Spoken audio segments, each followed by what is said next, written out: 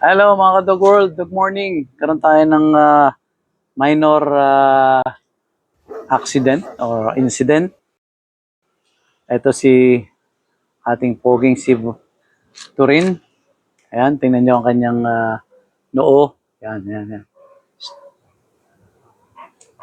Ayan, kanina lang ay na-snap siya snap bite ni Sam dahil masyado siyang makulit.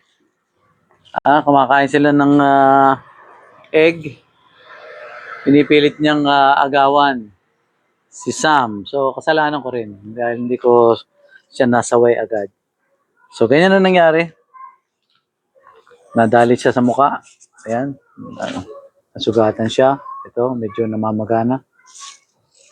Ayan. So, lesson learned kay Turin. So, medyo nagkaroon siya ng takot ngayon. Ayaw niyang lumapit kay Sam. So, ayan, mga ka-Dog World, ang nangyari kanina. So, hintayin natin na gumaling ang kanyang sugat. Sa mga susunod natin video ay mag-update tayo. Ayan siya.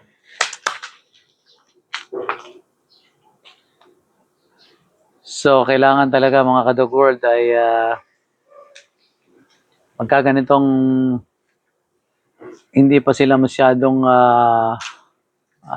close sa isa't isa. Especially si Sam ay medyo may edad na. Hindi natin alam kung ano yung kanyang meron ba siya nararamdaman. Mga aso na ganyan, medyo mainisin na. Ayaw na siyang ginugulo. Ito naman, dahil sa bata pa, ang gusto naman niya ay makipaglaro. Pero alam naman niya yung limitation niya, minsan.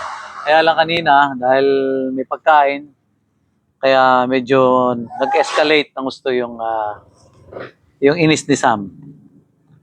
Yan, so mga ka-Dog World, yan, iingatan natin yung ganyan. Buti, ganun lang ginawa ni Sam. Turin, up, up.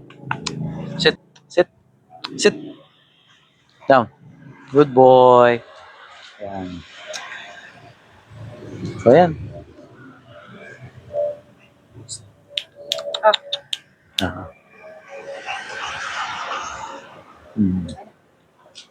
Sige mga ka-Dog World, next time ulit. Next time, pupunta tayo doon sa Liger Zoo. Nadali natin si Torin. Doon sa kanyang kapatid.